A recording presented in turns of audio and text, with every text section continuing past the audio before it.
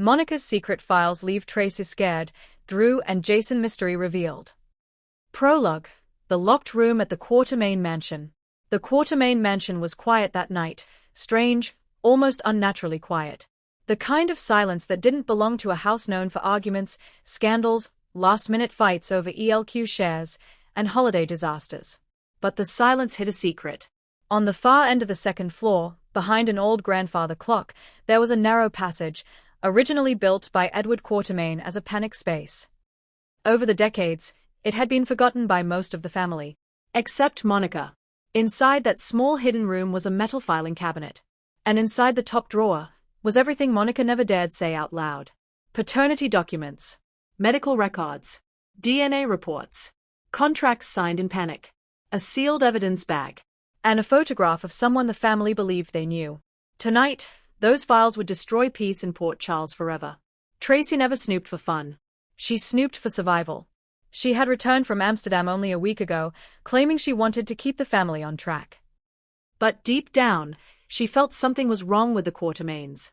More wrong than usual. She suspected it started with Monica. Monica had been acting strangely since returning from a medical conference abroad. Nervous, quiet, and constantly checking her phone. Several times at breakfast, Tracy saw her scribbling something on a yellow legal pad, then quickly hiding it. Tonight, Monica wasn't home. And Michael, Ned, Brooklyn, Drew, and Jason were all occupied with their own dramas. Perfect chance. Tracy slipped into Monica's office with a flashlight, searching for anything suspicious. A loose floorboard. A key taped under the desk. A set of numbers scribbled on a postcard from Geneva. 30 minutes later, she found the wooden panel that hid the narrow passage. "This better be worth it," Tracy muttered as she squeezed into the hidden room. She noticed the cabinet immediately. A cold feeling spread through her hands as she opened it.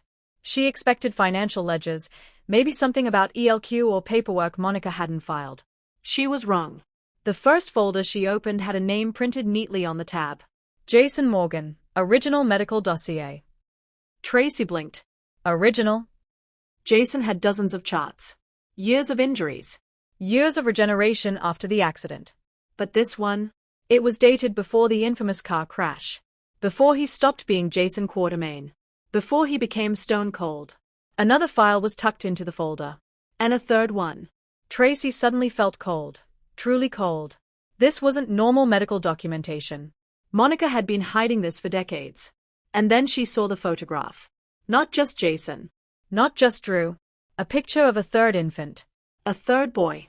3 babies, not 2. All with the same eyes. Tracy dropped the photo as if it burned her. "What did you do, Monica?" At the Metro Court restaurant, Drew Kane sat with Sam and Scout. They were having a quiet dinner, but Drew kept checking over his shoulder. Sam noticed. "You're jumpy tonight." "It's nothing," Drew said, and he lied. He had felt something. A shift. A sense of unraveling.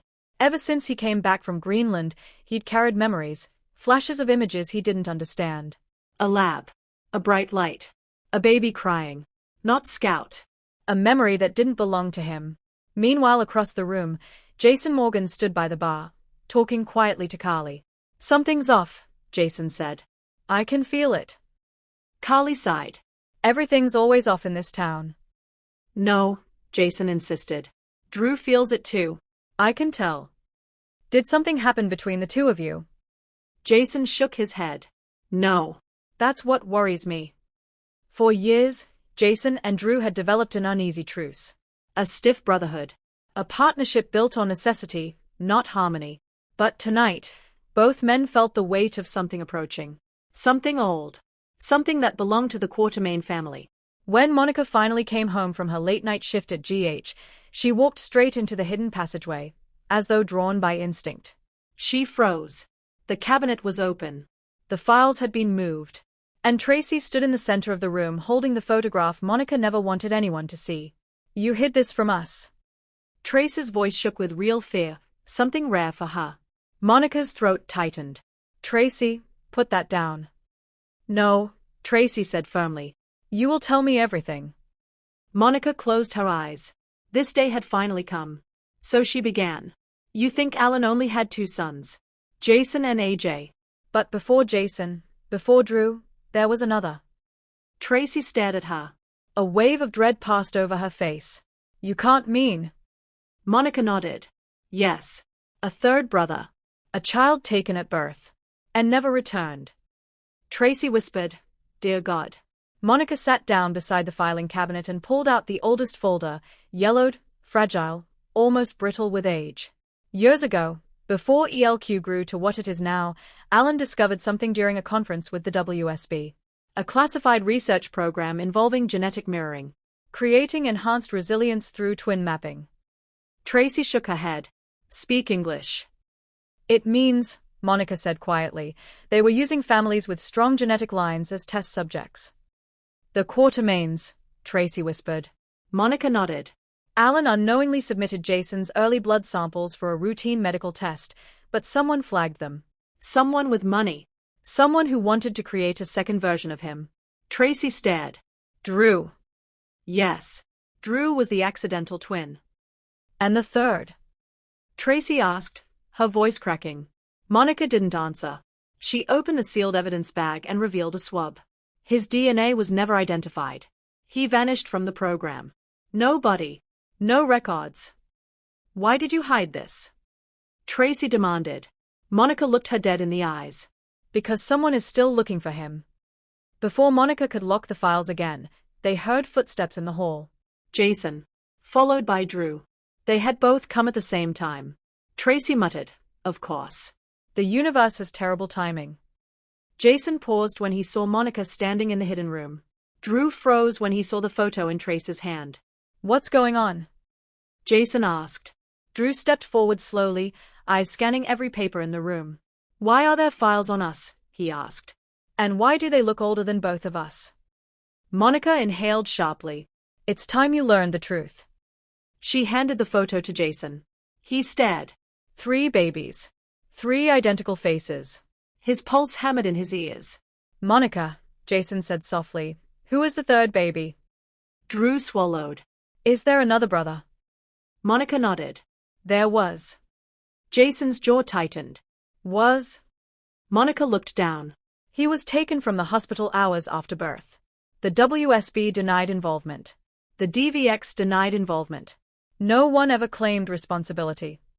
Drew rubbed his forehead. Why didn't you tell us sooner? Because I didn't know if he was alive, Monica admitted. And I didn't know who took him.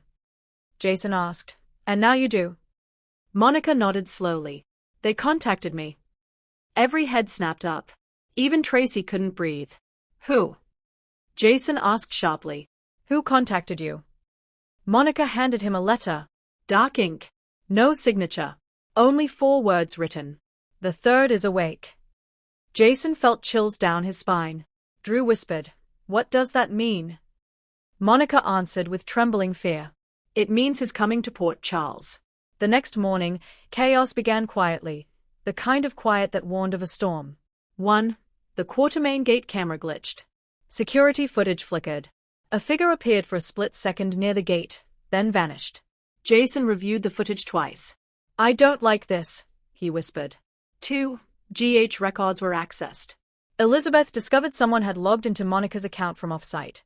But I wasn't home, Monica insisted. The computer had been accessed using her retina scan. Impossible, unless someone had replicated her biometrics. Jason and Drew exchanged uneasy glances. Ned stormed into the mansion, shouting. Who the hell sold 3% of ELQ last night? Michael was stunned. I didn't touch my shares. Brooklyn checked her account. Me either. Tracy paled. She remembered the secret program Monica referenced, the project that required financial backing decades ago. What if someone is trying to finish what the experiment started? She whispered. Nobody answered. Later that night, Jason returned to his penthouse, expecting silence. Instead, the lights were off. The door was unlocked. He drew his gun. He moved silently through the apartment until he reached the living room. On the coffee table sat a single photograph. Jason picked it up slowly. It was a picture of him as a baby, the same one from Monica's files. But this photo had something different written across it. Jason's blood ran cold. There was more. A shadow moved in the corner. Jason spun around, but it disappeared through the window like smoke. No broken glass. No footprints. No trace. Only a whisper left behind. You should have been me. Jason's heart pounded. This wasn't a ghost. This was someone real. Someone trained. Someone watching him. He called Drew immediately. Meet me at the mansion. Now. Drew arrived at the Quartermain mansion sweating, shaken, out of breath. Jason noticed immediately. What happened? I remember something, Drew whispered, gripping the wall. A light, a metal table, a baby crying beside me. Monica stepped forward. Drew, that wasn't a dream. What do you mean? Drew asked. That was the day you were separated. Separated from who? He demanded. Monica's voice cracked. Your third brother. A ringing silence filled the room. Drew sat heavily on the couch. Jason paced. Tracy poured bourbon. Monica continued. You were supposed to be adopted by a family overseas. But someone intercepted the transfer and kept you hidden. Someone, Jason repeated. And now he's contacting Monica. Yes, Monica confirmed. And he wants both of you. Drew looked up, terrified for the first time. Why? Monica closed her eyes. Because he thinks you stole the life meant for him. Chapter 9. Tracy's terrifying theory.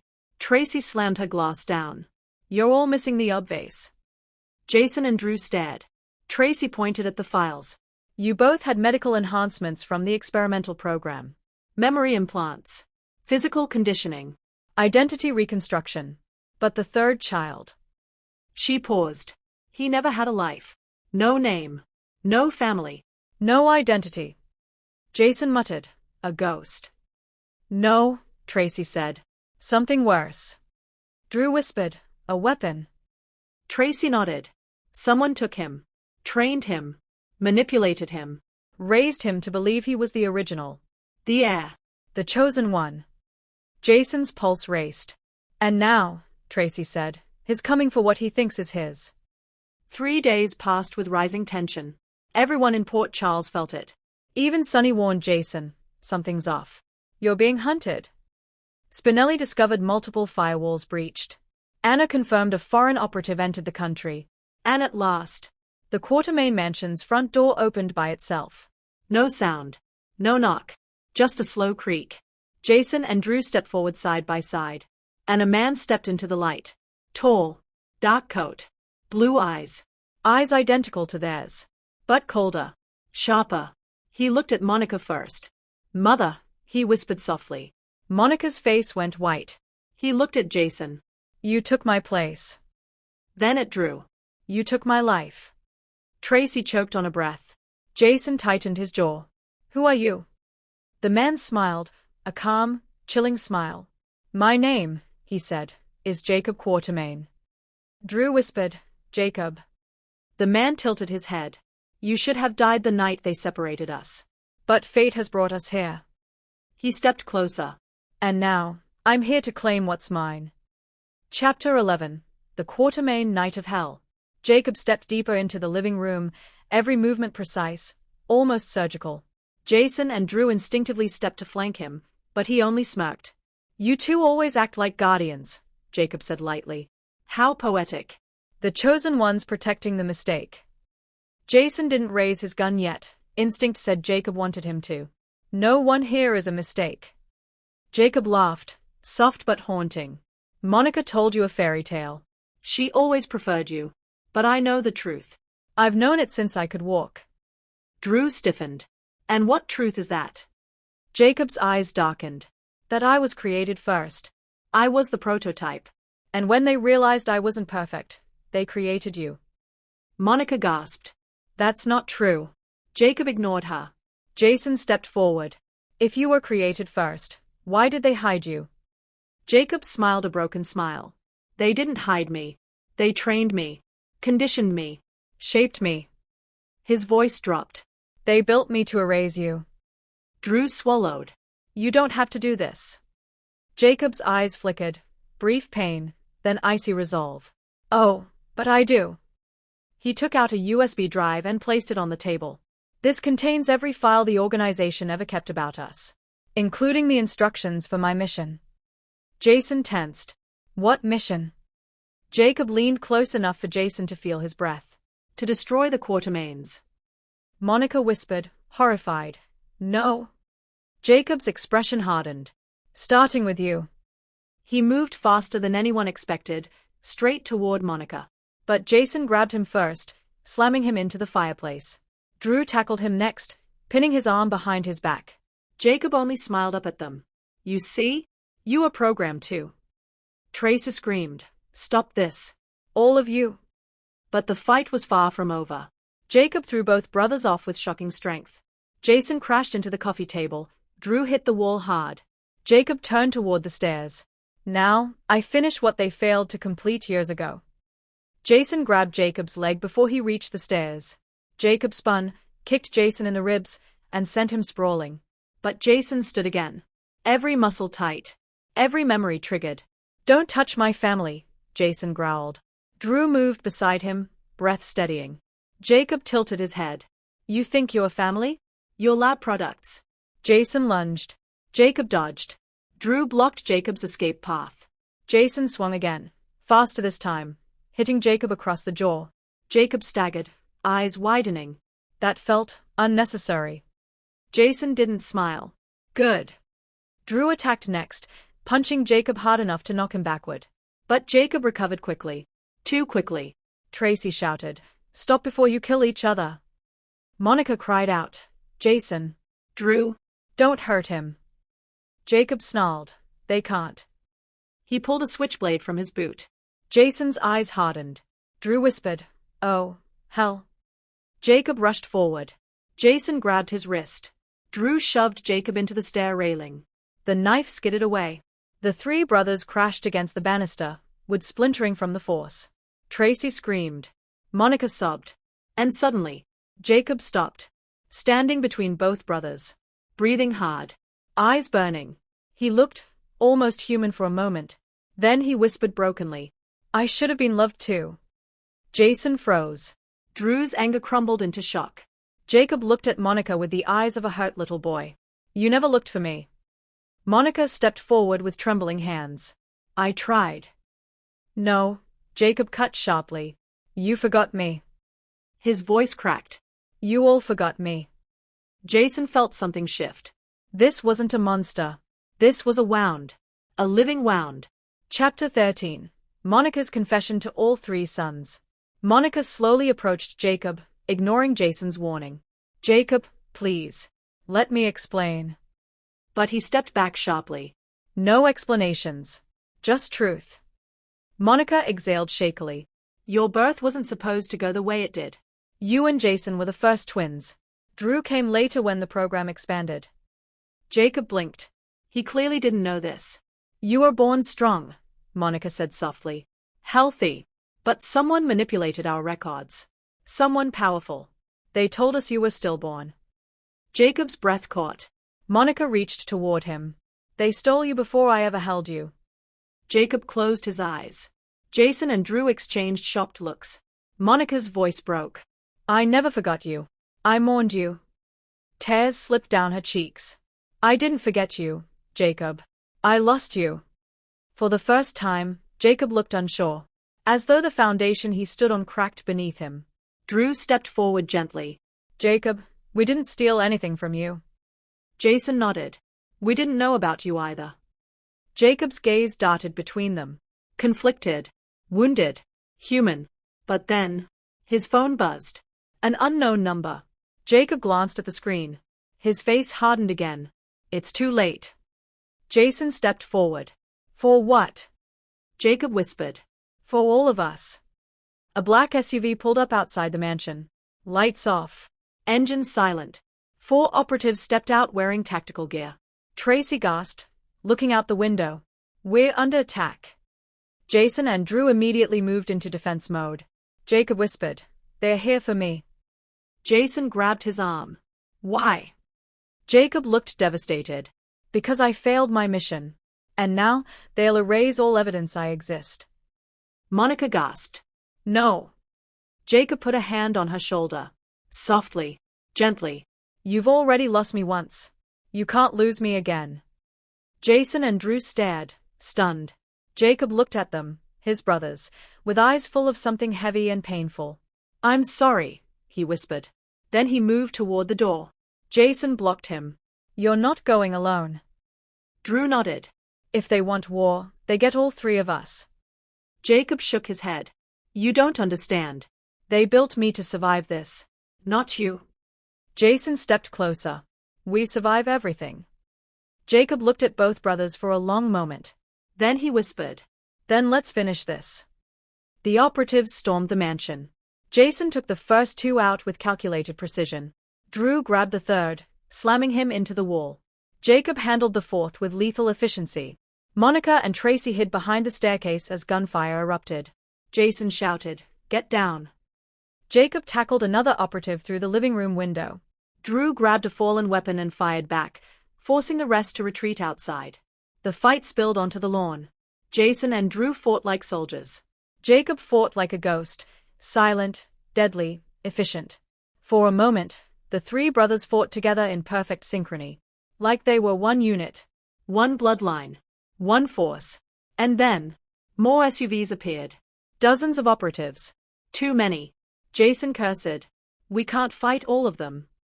Drew shouted, We need a plan. Jacob stepped forward. No, he said quietly. I need to end this. Jason and Drew stared at him in disbelief. Jacob stepped toward the operatives with his hands raised. Drew lunged. Jacob, don't. Jason held him back. He knows something we don't. Jacob stopped 10 feet from the soldiers. He lifted both hands slowly, and in a clear, calm voice said, I am Subject 0. Terminate mission. Activate override. All the operatives froze. Literally froze. Lowered their guns. Stood motionless. Jason whispered, What the hell? Drew breathed. He controlled them. Jacob turned around. Sad smile. I was never meant to live outside their command. Monica shook her head, tears streaming. But you did. Jacob looked at her softly. You gave me a name. That's more than anyone ever gave me. Jason walked closer. You don't have to go with them. Jacob's eyes darkened. I do. Drew stepped forward. Why? Jacob exhaled. Because they'll never stop unless I go back. And if I don't, all of you die. Jason's throat tightened. Jacob. Take care of our mother, Jacob said. Drew whispered, You're our brother. Jacob smiled faintly. Yes. And that's why I'm doing this. He turned away, walked toward the operatives. A single command left his lips memory wipe. Unit shut down. Extraction mode. The operatives grabbed him gently and lifted him into the SUV. Monica screamed, Jacob. Jason held her. Drew punched the ground in frustration. The SUVs drove away silently. And Jacob Quatermain vanished. Again. 3 days later, the Quatermain mansion remained quiet. Too quiet. Jason and Drew searched every database. Anna contacted the WSB. Spinelli hacked every black site facility. No trace of Jacob. No records. No coordinates. No digital signature. Almost as if he had been erased from existence. Monica sat at the kitchen table with the photograph of the 3 babies. She whispered, I will find you, Jacob. I won't lose you again. Tracy placed a gentle hand on her shoulder. Wheel. Jason and Drew stood in the doorway. For the first time in their lives. They weren't just brothers. They were 3 parts of a broken whole. And now, they shared a mission.